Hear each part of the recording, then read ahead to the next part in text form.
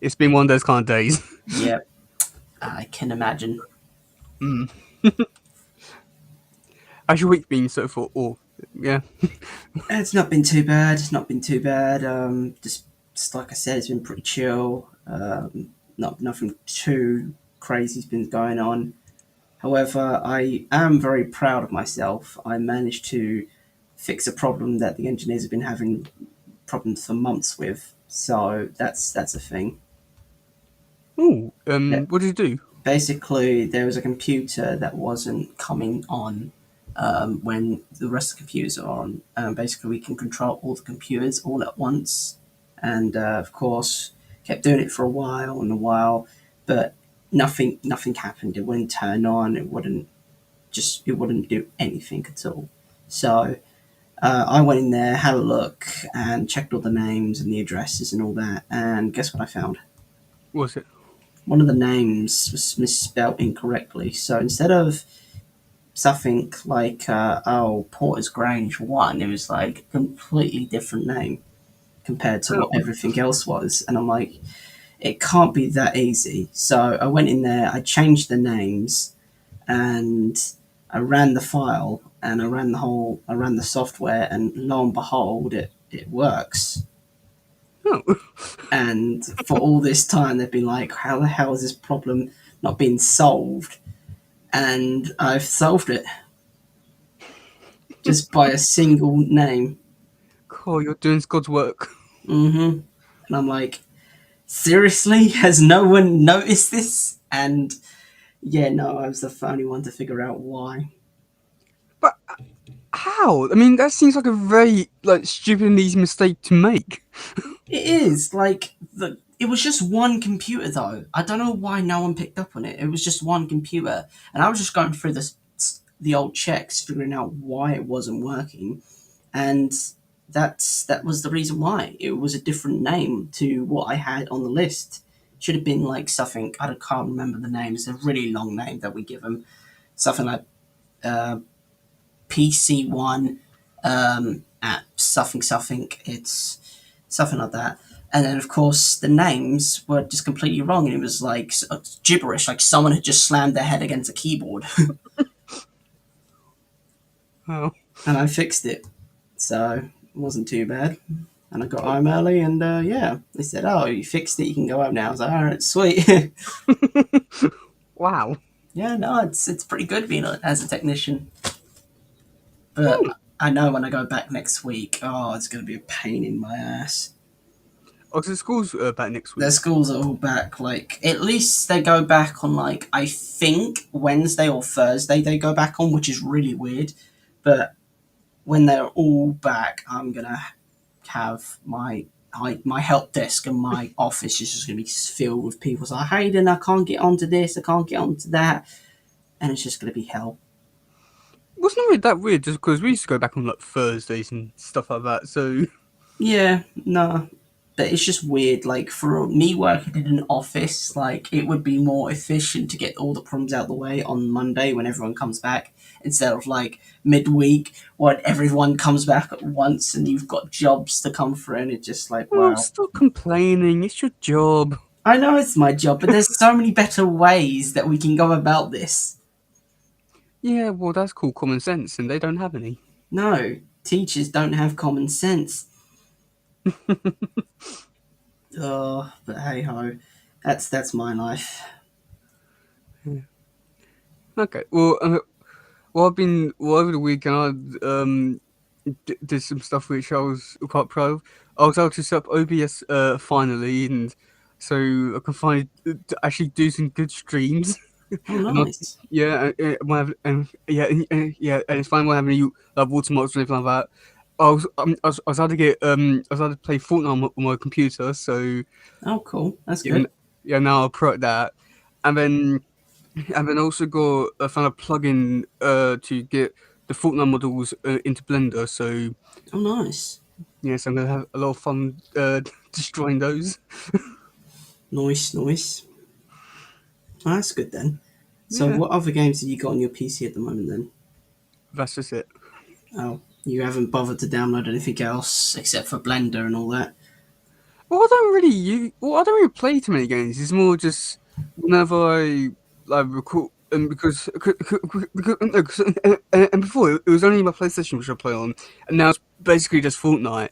So now I've upgraded to a game PC. And I don't play any games, but yeah, I think Fortnite's the only one which I mainly play. But like, there's a few which like I play on like emulators which don't really need all too much power. Um, but yeah. Oh, cool, cool. Yeah, definitely should get some like other games because sure you've got the work PC behind it, but like you could utilize this PC so much. Like you could now that you got your PC, you can run so much better. Like in Blender, that what you're doing, you can run it like in 4K graphics if you really wanted to. Like there's a site where you can download some really good 4K graphics, and your PC can handle that now. So if you really want, with your like characters and all that, you can download some really good skins for them. Well, I think I just want to actually try to edit them first before I look into all that kind of stuff. But I'm thinking what my idealistic thing would be is to like create the models and backgrounds and stuff like that in Blender, then like get someone to port it over into Source Filmmaker, just because I find that to be the much easier one to use compared to Blender, where it's because I was looking at the bonus stuff on the models and because like there's so many in the face, it's hard to like figure out which ones actually go to where. Whereas with like Source Filmmaker, it's like all labeled correctly and like underneath like certain tabs which you click on is much easier to use compared to Blender. But Oh, okay then. yeah, Each to their own, but I've never used Source Filmmaker. I've only used Blender, so well, um, it's almost like Blender except from the fact that you can't create stuff. You can only like you move like models around into like positions and stuff like that to make like animations or posters. Whereas oh, like okay Blender, then. like you're creating the actual things themselves. Okay. Mm. It's You just uh, import stuff and all that, then mess around with it and film it. yeah, but Awesome. yeah. Well, the only problem with that is that it's very hard to port stuff over. So I'm gonna have to look into trying to figure out myself or just paying someone to do it. I bet there's a tutorial online. There is, but it's just very confusing. But uh, well, I don't know. I think it's just gonna be like one of those kind of things which I had to like learn over time, or just have to get very lucky. You'll figure it out. I hope so. Should we get started then? Yeah. Hello and welcome to another Talking to episode. I'm your host Teddy, and today I'm being joined once again by. Hayden. And today we're going to talk about the TMNT 2003 Season 2 Episode 11, Modern Love: The Return of Nano. So, what do you think about this episode briefly? Briefly, it was certainly a flashback to the first episode where we saw Nano, and it also brought back some much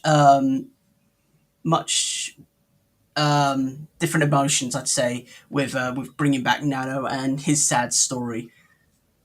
I have to say that with this episode, it felt like I was trying to like repeat everything which had done in the first episode, or like the first episode, but at the same time, they just like it didn't have the same feeling. It was sad, but it wasn't like last episode kind of sad. It just really happened. I felt like it just wasn't really there. It just felt like I was trying too hard to like make it more sad and stuff like that. But everything about it was just like, oh, well, we've already seen him die and once the family all that in the last episode. Now here it's just the exact same stuff, but not as good. So yeah. Okay, so for the first bit, we do get to see April. She's going around the lair and she's getting annoyed because Mikey's like going on hoverboard and Ref throws Mikey at her. Don jumps into the river and gets her all wet. What do you think about that scene there? To be honest, it was cool to see that they're back in the layer now, and it was really cool to see that Mikey has his own hoverboard, which I found like really interesting. Like out of the blue, Donnie's just cooked up some hoverboard for Mikey, which can either be really good or really bad because this is Mikey we're talking about here. Yeah. I mean, I would say that with the Monkey Hobble kind of stuff, it's amazing how, like, because this was like the early 2000s, it's amazing how they were able to do something like that and, like, create like, amazing, horrible technology with any technology. And then it just seems weird with how to go around with, like, the internet kind of thing, be like, and it's saying, like, oh, yes, I got this code, I can use the internet to track it down. It just felt like so like weird how it was going around it. It's just, I don't know. It's hard to say if this was trying to be a modern show or something in the past with I went around with the internet kind of stuff and the horrible thing. It just felt so off, but it was amazing. It was pretty cool. Yeah. I mean, also with Donatello's stuff, some doubt I do feel like Don could have definitely prevented, but at the same time, April knew what was about to happen, and she could like definitely prevented some of that because she definitely could tell that like it was going to be a big splash. I just don't understand why she was like so surprised by it. Yeah, no, I'm not surprised either. To be honest, like surely she would know at this point. Yeah. And then also for like the next bit, which I did find really interesting, considering like what comes next in the show.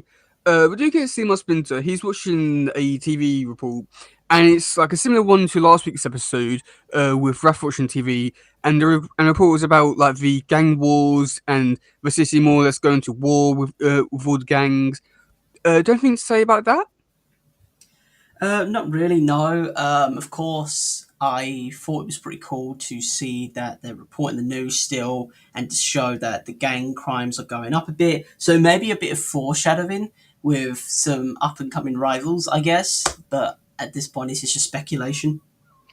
Yeah, it's like full stuttering for and it's just like a story of that it takes place in the next couple of episodes, which I do think is like really great. Which are like sending the seeds like for like story arc now and trying to set things up like then compared to like other like shows which you just do the story arc out of the blue without any sort of context. So I do like how they're like sewing it into these kind of episodes, which don't really have like any sort of importance, but like send things up in like a very natural way, which I do really enjoy. Then after that, we do get to see KC. He comes in and is like, oh, "I'm gonna take some tools. I'm gonna walk on the carousel. You want to join me, April?"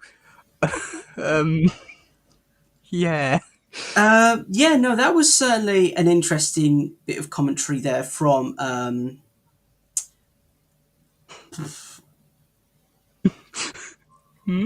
from Casey. Casey, I don't know why my mind just went blank there. I don't know what happened there. Yeah, so Casey and April, that was some really not different commentary. And I wasn't expecting it, to be honest. Like, we all knew that Casey and April had a thing going on. Now it's just been confirmed by everyone.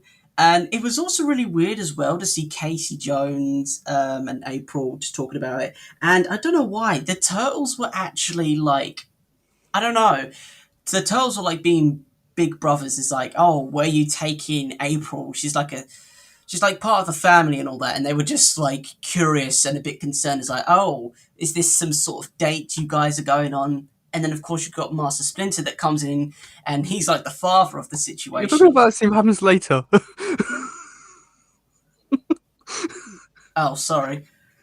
Yeah, and this is the scene where Casey comes in and asks April if she wants to come if she wants to come join him work at the carousel, not at that bit where he comes in to take her out.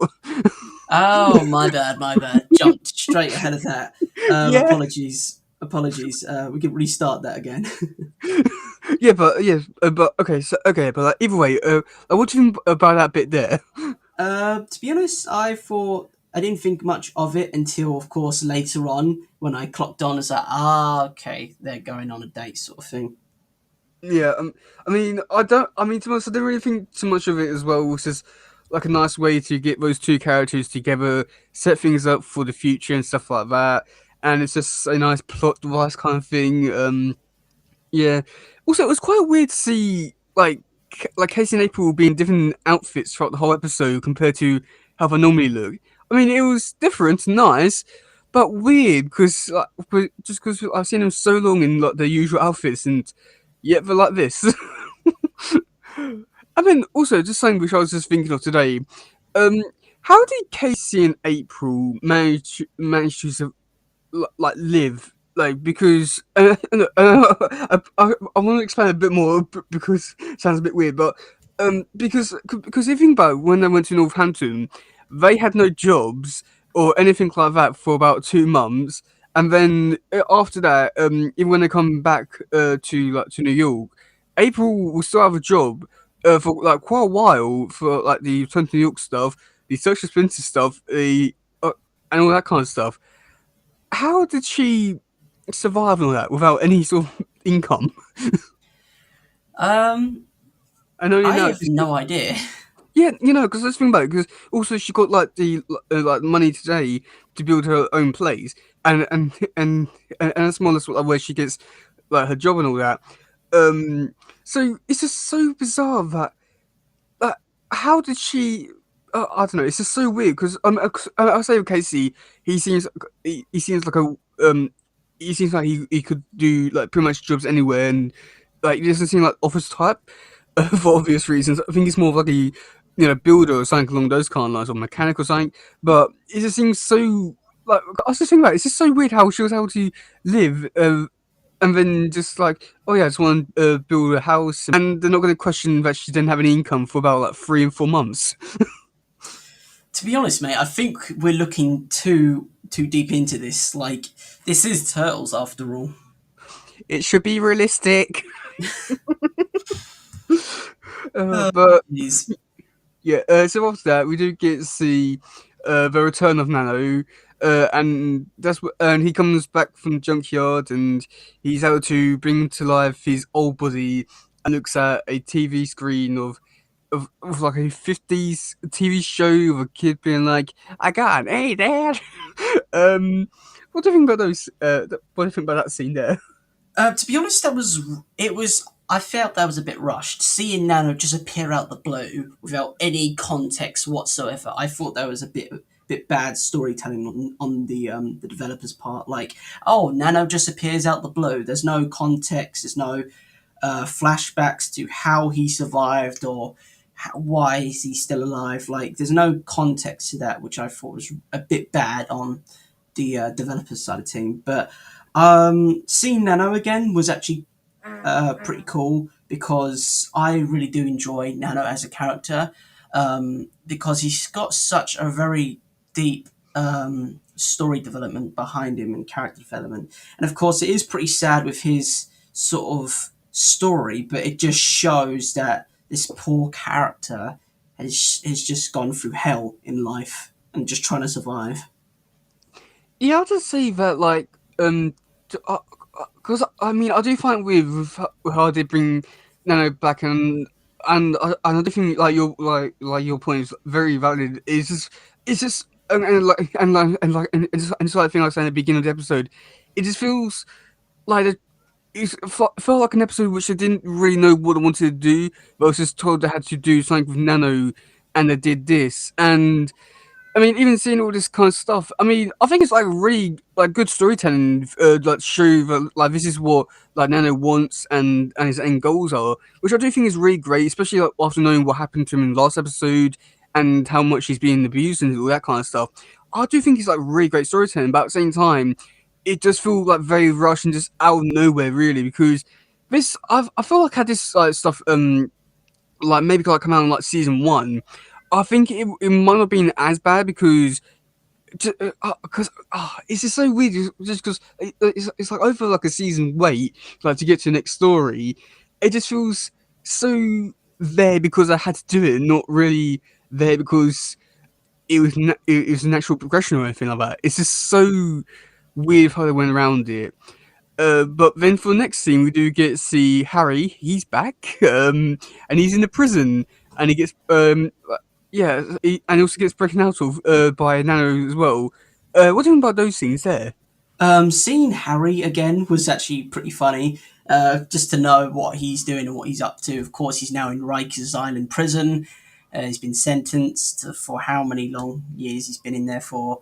And of course, it was nice to see that Harry hasn't lost his way. Harry's still a con man through and through. He's conning prisoners out of their treats, playing blackjack, and of course, Harry being Harry, he's a con man after all, and he's always got that ace up his sleeve. And of course, he gets done for it, and the prisoners are about to jump him for it. And of course, his savior, Nano, comes in and busts him out. And to be honest, I thought that was pretty funny. I thought that was pretty funny and really cool to see like Nano come back and rescue Harry after all this time, like he was trying to bring back his dad sort of thing, as Harry is sort of like Nano's sort of parental figure, that Nano looks up to him in quite a high standard. And of course, it was pretty cool to see Nano see Harry, and of course they have this short little reunion, and then they bust out of jail together, and everyone's like, what's actually going on right now? Like, what is this? Like, they don't even try and stop him because they're like,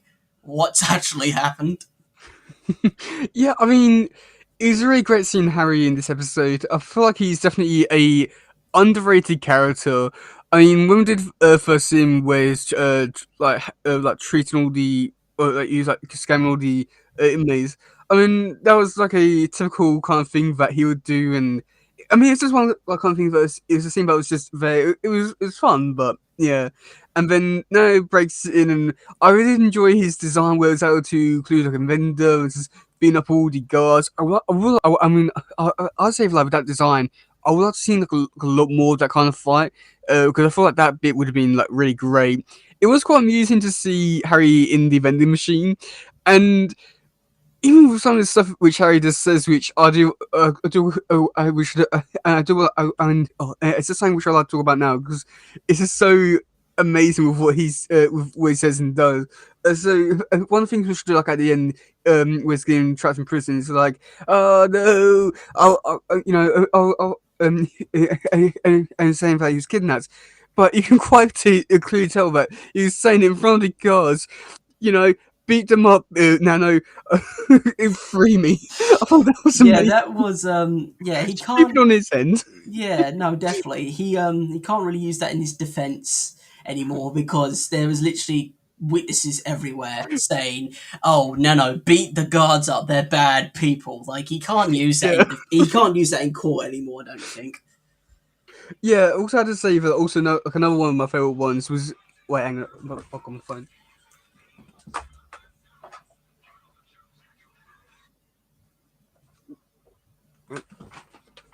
Okay, I'm back. Okay.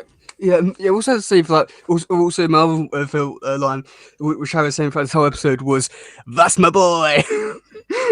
I don't know why that specific line, but it was just him going through the whole episode. That's my boy. But yeah, It's a typical New Yorker accent. It's like that's me boy and all that. That's just a typical if thing, isn't it?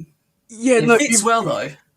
it really does feel like that kind of like that that kind of thing. I think if he was like an actual good person, I feel like this is what he does seem like the kind of character that would be like that.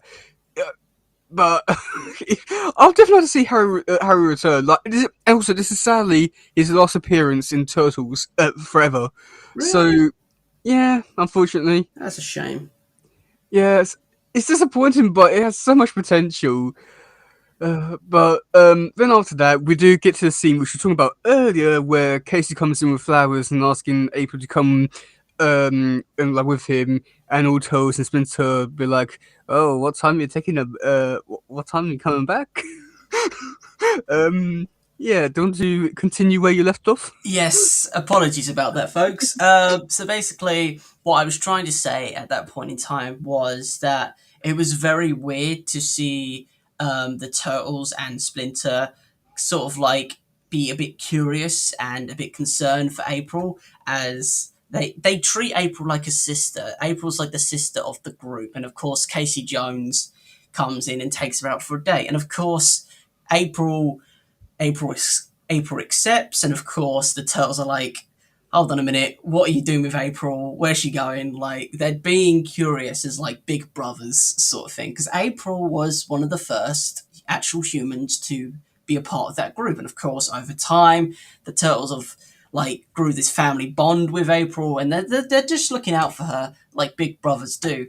But of course, Splinter comes in the fold. It's like, what time are you going to be bringing her home, young man? It's like the proper father of the group right there, just trying to like make things like solid. Just like, hold on a minute, you got to bring her back by this time. It's like, gotta look after her, all right? You know, it's that proper typical dad vibe right there. Yeah, I'd say though with this scene, I thought it was like a really great scene to show off their like family bond, as you said, and I did find it to be quite amusing. I mean, the Turtles stuff, I did find to be a little like weird how they was talking to April. No, I wouldn't say weird, but it just felt so off, like not like them. It just felt like they were trying to put in there for the comedy kind of thing, which it was. It did work. It just didn't really feel like a thing which I would say. But Splinter saying it, yeah, I mean, just like the last episode, girls. Oh gosh. Yeah. Oh god, yeah. Just like the last episode, hashtag girl boss Splinter. God, I completely forgot about that.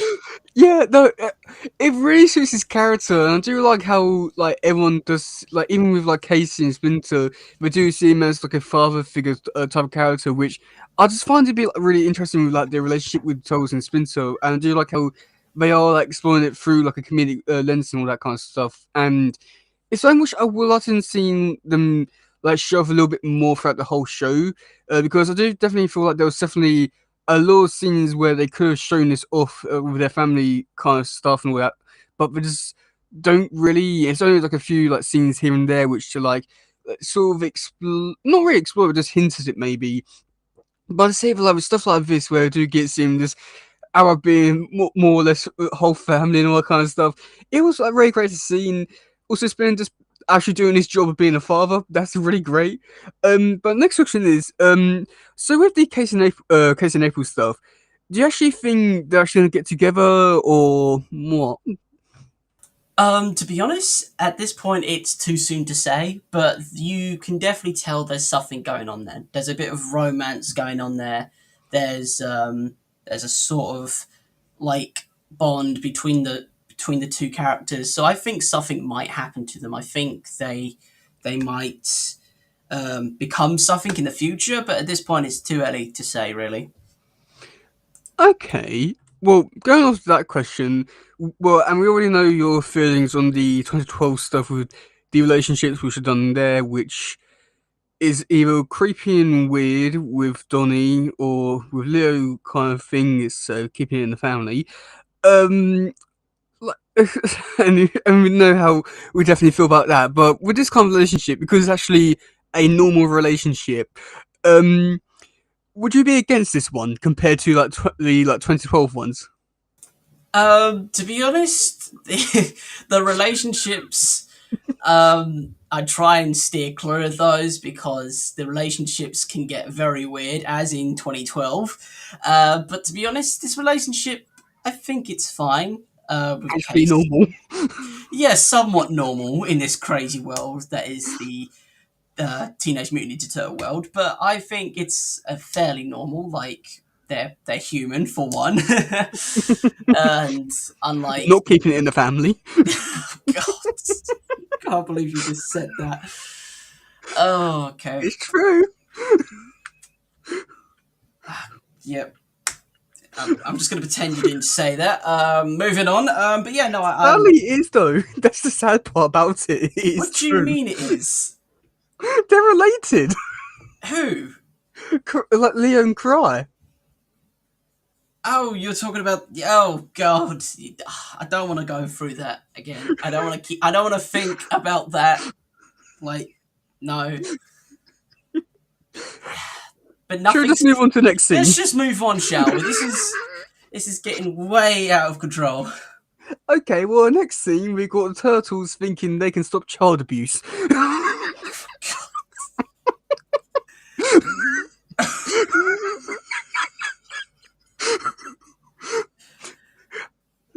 Yeah, Oh my that's the bit where I god. was watching TV and like, oh, we can stop child abuse and make him have a better life.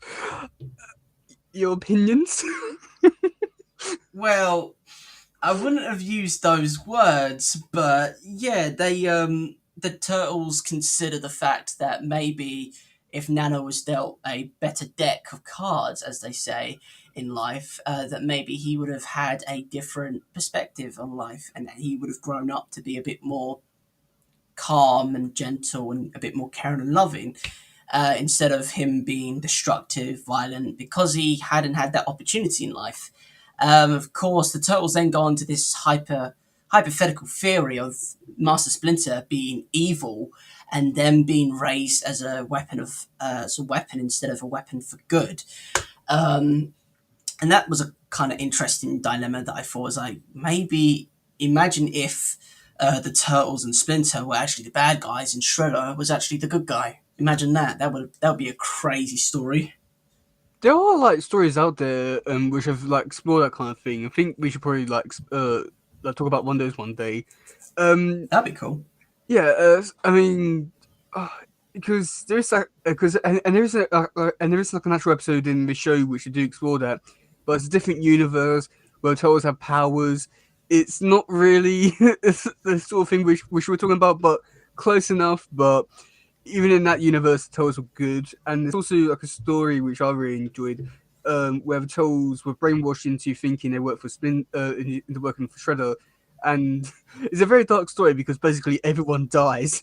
But Oh yeah, wow. Spoilers, spoilers. you haven't read the comic and you don't even know the characters. Yeah, but you But just God, never mind. like you're gonna read the comics.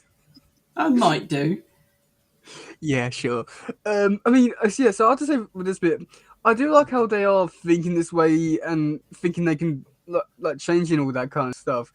And yeah, to be honest, there's not too much I can really talk about with this bit. It's just like kind of like one of those ones where it's just like setting things up for the future like well, I won't say future, but like the storyline for this episode, which was pretty great for the most part. But other than that, there wasn't really too much I can really talk about this bit here. Um, so yeah, then next thing we do get to see is the scientist. She's working on something, and then she's kidnapped by Nano. What do you think about that bit there? Oh, sorry. Say that again, please. You cut out. So it's a scientist and is kidnapped by Nano. What do you think about that scene there? When Nano kidnaps the scientist and refers to her as mother, I thought that was very, very weird because one, he remembers where he was created, and two, he remembers the person who created him. And I thought, hold on a minute, if he's going back there, I think he might want revenge because of how he was treated by her. And he might destroy the whole building and destroy the whole place, but it took a different turn. And I really wasn't expecting Nano to bring Harry and the scientist together and enact out what he saw on the television in the first scene of this episode. It was really weird and very, I'm not too sure the creepy in the words of saying. Like, it's very creepy that he's enacting this acting this way with Harry and the scientist. And of course, I understand why. He's projecting what he's seen on TV, and he's projecting the perfect life, the perfect family for him. And I thought, okay, this is linking back to his childlike behavior because at the end of the day, Nano is a child. He is like a little child. He's trying to project, he's trying to understand the world, and he thought that's the perfect life. He wants a family, he wants a mother, he wants a father, and he wants a life. And can't really blame him, to be honest. Isn't that like everyone's sort of like dream, and like everyone's sort of like to belong to something, something bigger than themselves, to feel loved, to feel cared for and protected and feel safe. Isn't that what everyone's kind of hoping for? Yeah, I mean, yeah, I think that is pretty much everyone's end goal. Hopefully, I mean, with this bit here, I did enjoy how like now I did view her as a mother type figure and went after her compared to like the first episode where he ditched her immediately. and I did really enjoy that kind of aspect and like building the house and recreating the life. It's uh, I think like it goes back to like what I've been saying for this whole episode, where I think like the emotions were definitely there to like show like like everything about his story, which I do think is a really interesting, fascinating story for like a show like this, and also the storyline itself. It's just a really great story, an interesting one, and even seeing it, it just put it harsh and be like, oh, that's kind of sad. But at the same time, I feel like because we know that he's died once and he dies again in this episode, it just doesn't have that emotional impact that was there before. I feel like because with how they ended things with like last episode of him dying, you're like, oh my god, I can't believe that. That was so sad. But it comes back to life and it's still after the same thing. It's just it just loses the emotional touch, I think, and this bit here, I feel like it should have been like a really sad like thing because it is like something which he's trying to project onto his real life, so that so that he can actually have a normal, good, happy family, and when it's all like ruined with the parents arguing, he throws a tantrum by nearly killing them. It's like it's just so weird because it's just so like sad and emotional, but at the same time I couldn't care less about the scene. So it's just a weird one. And then another thing which really annoyed me, he was going back through memory files and is thinking about the loot and all that. But when he was doing that, he was looking at the same footage which we saw in his first appearance, even with Nano being in the actual clips themselves. It's so annoying when I do this kind of stuff. Do you have anything to say about that, or am I To just be alone? honest, I didn't pick up on it at first, but now that you mention, how is Nano recording himself in that footage? Like, how has he got like a bipod that he's using to film himself, or is it just some sort of nanite technology that we are too simple to understand? Like, what's going on here? You know? Yeah, it's just so. It's so annoying just like one with like him being in the clips. It that annoys me so much when I do this in like episodes like in because like everything they never bother to like make new footage. They always go back to the old footage and don't do anything about it, despite them like thinking and or, like the scene and like, oh yes, I see myself perfectly clear. It's just so annoying. And then even looking at the clips, it like I mean it's I mean oh god.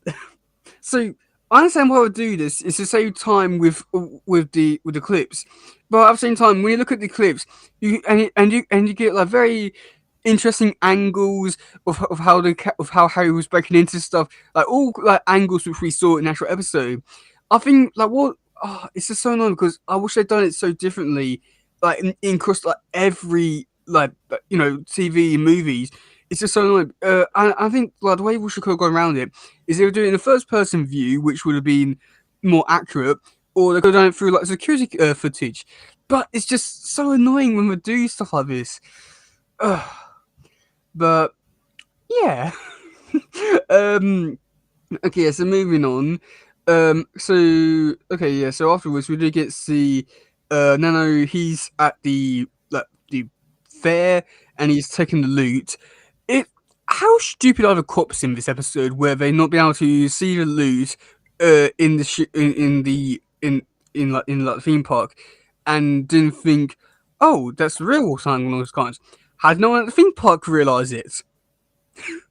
And better yet, how did Nano get the loot and put it in there if he went to get Harry straight away?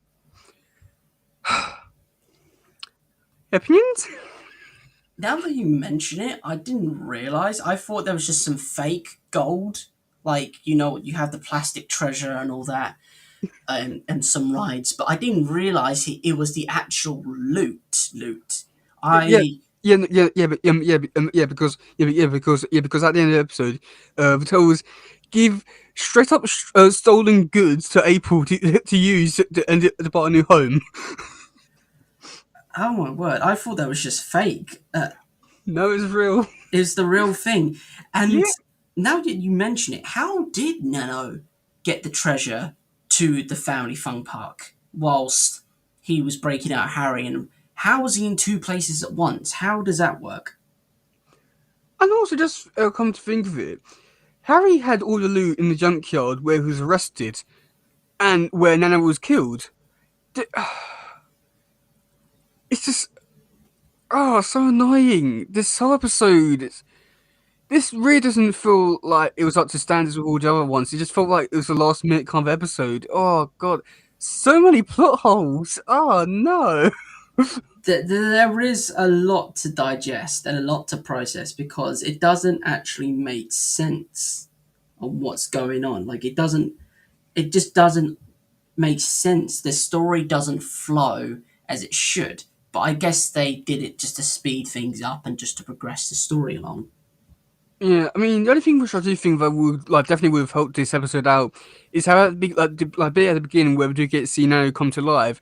If there was like a scene like straight after the last episode and show us like a flashback, and then that's how you explain like, a lot of stuff like that. It's just it's just so annoying how it does how to like mess up. It's such a like important episode more or less for Nano and Harry and that. I say that even though like it's like nobody kind of characters, they did have like a very big importance in the last episode, which is like highly regarded among fans as being like a very good episode, a very dark and emotional episode. And when you get to have an episode like this, and it's just like, what went wrong? There's so many things. Okay, okay. Yeah. Either way, moving on because we have. Even though we're gonna get started trying to argue, not argue, but like complaining. Sidetracked, yep. Yeah. Okay, let's talk about the actual fight between Nano and the turtles and how to kill Nano with a with like and the roller coaster. Yeah, what do you think about those scenes there? To be honest, I didn't think that could be possible. What Donny was talking about, trying to create some sort of EMP to take down Nano. And of course, seeing the whole theme park was a pretty cool scene because we got to see something different and seeing a new environment and to seeing how the city looks at different parts of the day and all that. However, there's one slight problem that I'm gonna say right now. How the hell has no one seen them? Like, how has no one, like, there's a giant robot walking around New York City in a theme park, and no one's called the cops, no one's called the military on them, no one's batted an eye, and thought, oh, that's weird, there's a giant robot fighting four turtles in a theme park. Just another Thursday night, am I right? I mean, I can understand them not realizing them in the park because it is like quite far away from the city and all that, but you've also seen some like Nana walked straight through the city. Yeah. Oh god, this episode. It doesn't make sense, does it? Well, I guess the only thing which they could say that it was late at night. I think that's the only thing which they could really say. Because well, yeah, well, I think that's the only excuse they got is that it was at night time, maybe early hours of the morning. But even then, you'd think that someone would have heard them or something. Oh. Either way, getting back to it, what do you think about the actual fight itself? To be honest, I thought the fight was pretty cool and just really cool to see Nano like upgrade himself with the theme park and all that. And it was pretty funny as well when the turtles went up to Nano and said, "We don't want to fight you." It played a flashback of the turtles fighting him, and he just remembers that and thinks, "Okay, you want to fight? You'll get one," sort of thing. And I thought that was quite funny because it was a bit like when the turtles said they didn't want to fight, and then when Nano showed them a flashback of when they fought him, they were all like, "Ah, crap," and then all hell broke loose. Yeah, I mean, just like this kind of scene, again, he's in the scene, but still, that's not the point. It's just it's so like annoying because like they did like take the time and energy to put in like some thought and effort into like some parts like this one, but then all the other scenes. But yeah, I mean, I see that overall for the fight scene, it was okay. There wasn't really too much to it. I thought it was just an okay kind of fight scene. I mean, I did like how like Mikey was able to use his hoverboard. That was cool. I mean, I did like Mikey's attitude throughout this whole episode, especially this bit here where he was really annoyed and just has that kind of attitude which was like angry, annoyed, but still trying to be funny. It worked so well for him. And and this was also something which I didn't want to mention at the beginning, because Mikey's attitude reminded me a lot of that stuff from like Notes from an Underground episode, and with the ref intro bit where it goes, "Oh, you're probably wondering why we're at a theme park."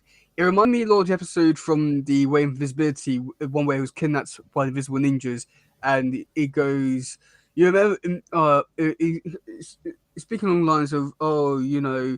Oh, wait, hang on. I'm trying to find the words.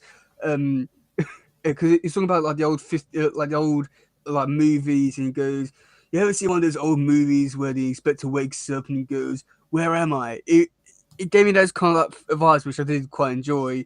But overall, for the fight scene, it was all right, I guess. I think like at this point, I pretty much tuned out of the episode, and I was pretty much just done with it. So I don't really remember all too much, despite me watching this episode like 20 minutes ago. I think I got to show just how disinterested I was in this one. And then for the final bit, we get to see the Turtles give April her like stolen jewelry to go off, sell it, and then buy her own place. Now that does sound really nice for the Turtles' point of view, but at the same time, they just take like they like you know like they're no better than Harry. Like they're still taking the jewels to use it for their own wealth. It's I understand why they did it. It's just annoying because it doesn't feel like the Turtles, but. Uh, There's like some moral implications going on here.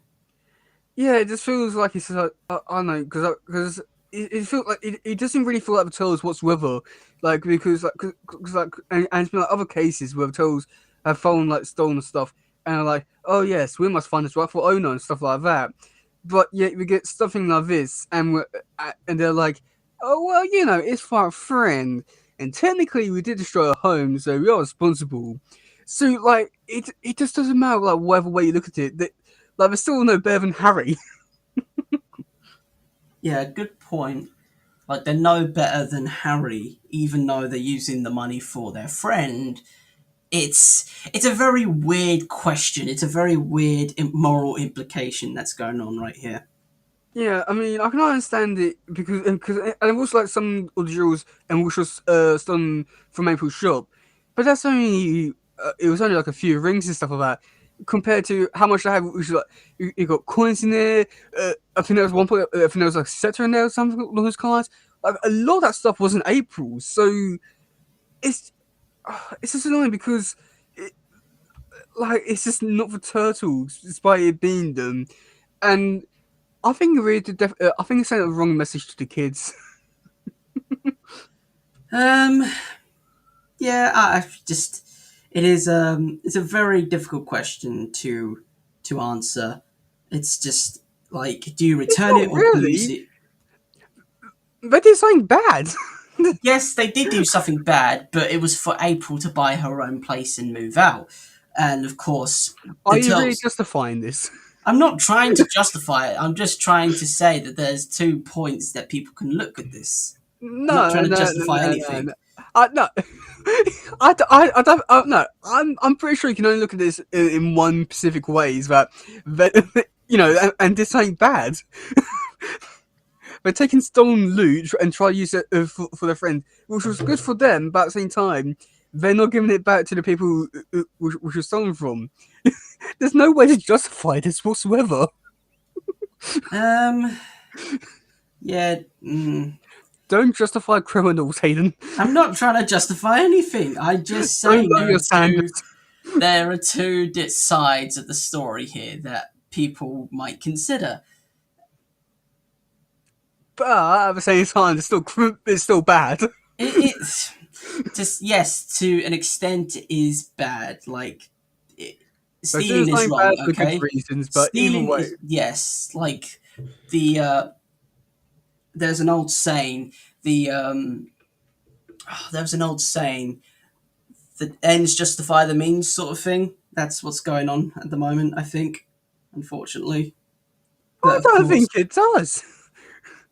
If April got, if look, I mean, and it's just like thing I was just thinking about at the beginning of the episode where April has had a job in like 3 months. Like, if she had her job, she could be able to move out. But no, nothing can justify this whatsoever. Why doesn't she live with Casey? Like, there's so many other options. Like, oh yeah, I forgot Casey has his own place. yeah, it's just like there was so many things about this whole bit here. It's just should we just move on because I feel like we've made our point. We're just going to keep going on and on about it. Yeah, I think we should because we're just gonna go on and on and on about it. Yeah. Okay. Yeah. Yeah. So, what's from that episode overall?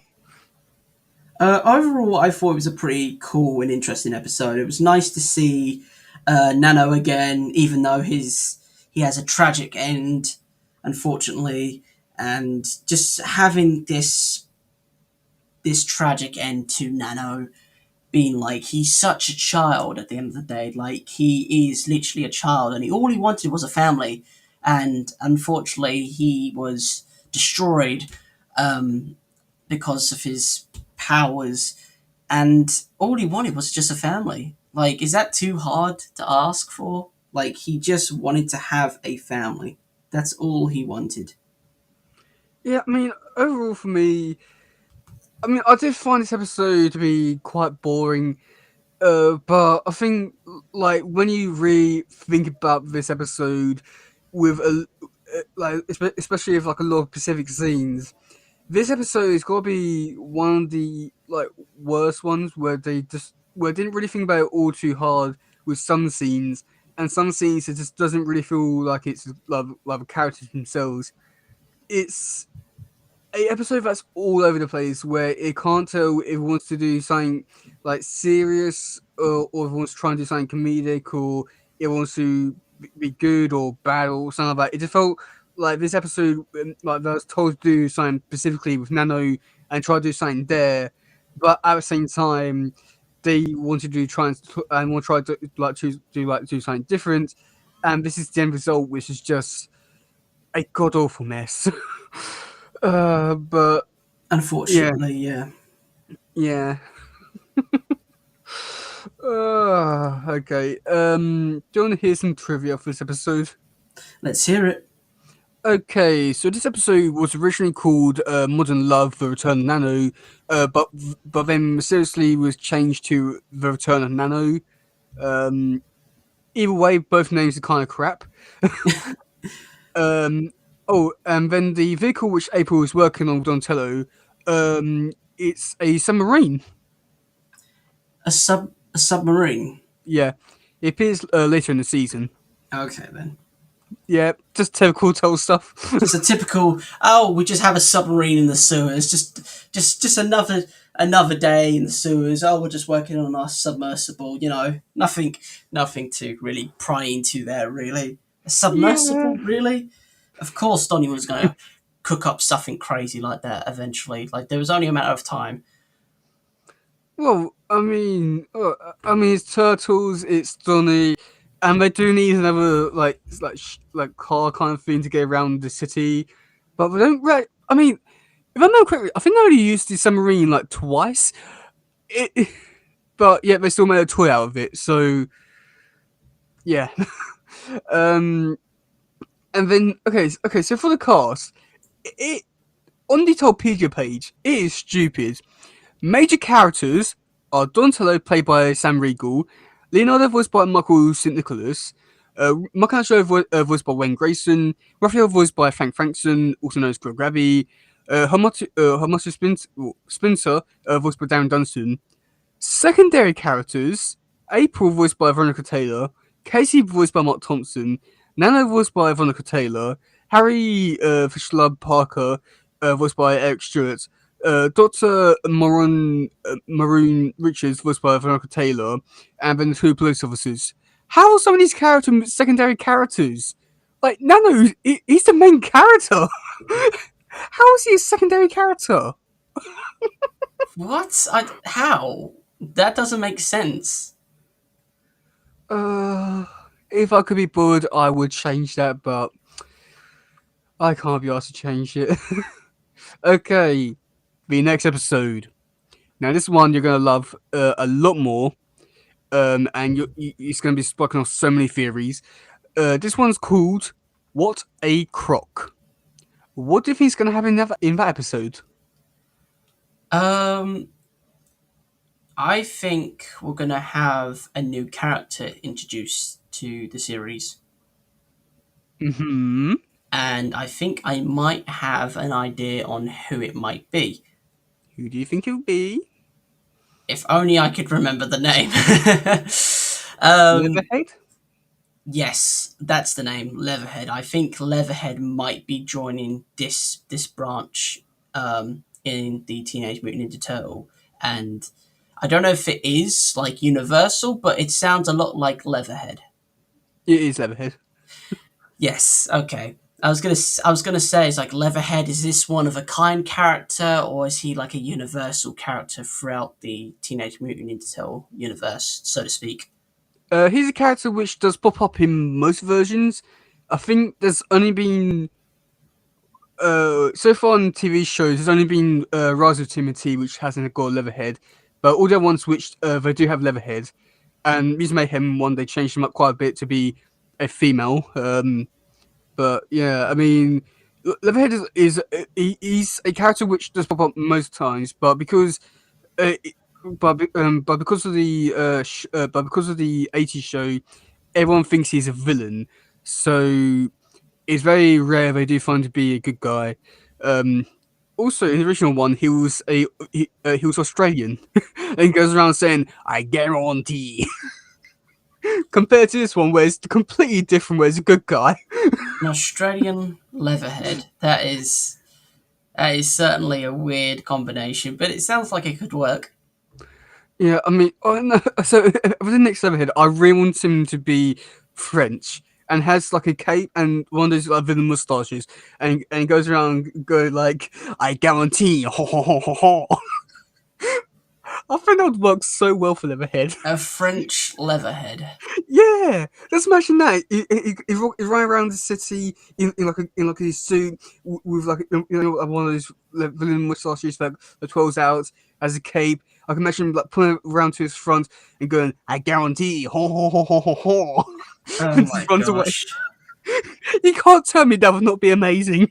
It's I wouldn't do it like that, but having Leatherhead in a different accent and language sort of thing would be kind of cool. But French, I that was not my go-to first. I think like Australian, or maybe a I don't know, maybe like a UK hard man Leatherhead. All right, bro. oh my gosh. UK leather. Oh my gosh, that would be a proper Essex Leatherhead. Imagine that. I'm all right, bruv. Oh god, I sound a bit Australian. All God, right, all right, bro. I'm gonna snap you. Oh god, dang. It's gonna come to me. please stop.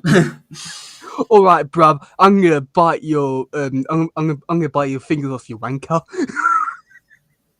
Just imagine Leatherhead saying that to like the tools. Yep. I think this episode's gotten to you, mate. I don't think it has, but I do definitely think Leatherhead should be French. You know, just go around going, "I guarantee." That might or might not be a tad offensive, but you know. Well, it's the French.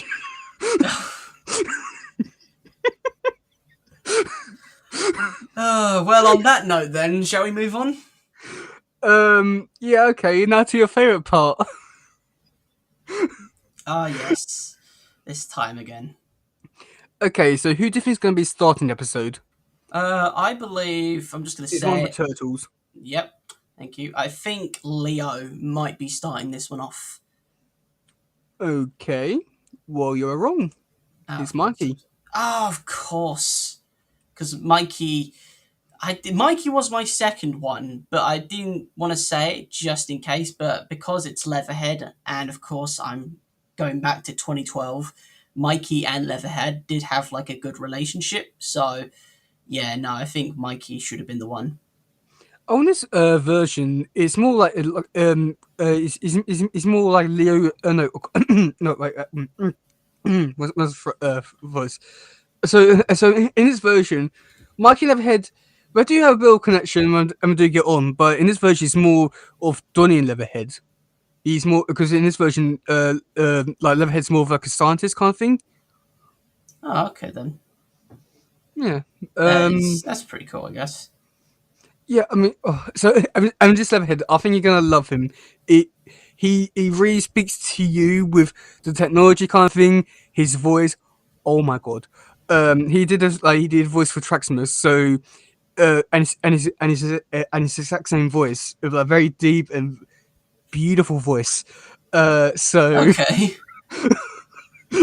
yeah, you'll see it next week. Yeah. So, do you have Mm-hmm. anything else to say about this episode, or are you all done with this one?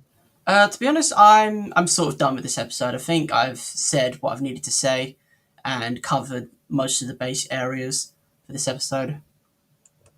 Yeah, I mean, I wish I could be a bit more positive, but I just can't. I think the heat's really getting to me. I just really couldn't care less about a 2003 episode. Like, this is not me.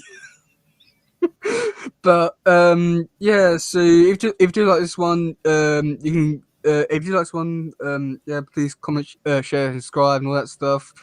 I've been Teddy, And I've been Hayden.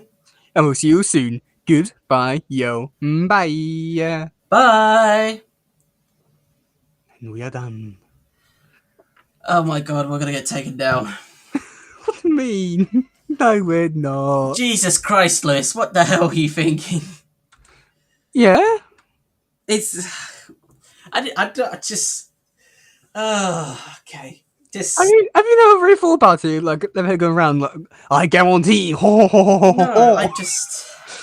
Yes, I have thought of Leatherhead being a different, like, language in a different country, but I wasn't thinking the French. And you saying, like, oh, imagine if he was French and sweet, so ho ho ho. To be honest, I thought you was going off the lines of, oh, he's gonna eat snails instead of, like, meat, and I'm like, oh my gosh, this is gonna get way offensive for the French. No, no. So no, no. So the reason why I wanted to be French is just because I just want to go around saying I guarantee. Ho, ho, ho, ho, ho. That's the only reason why. Other than that, I don't really care if he's whatever. I just wanted to go around saying that. I think the friendship aspect would be amazing. Oh, yeah. It would could be kind of funny, but I don't know. It'd just be amazing. Oh, and also talking about, child abuse. Like, you just came out and said, like, oh, we're talking about Nano's dark past, and you just come out and said, oh, we're talk about child abuse. I'm like, what the There's no.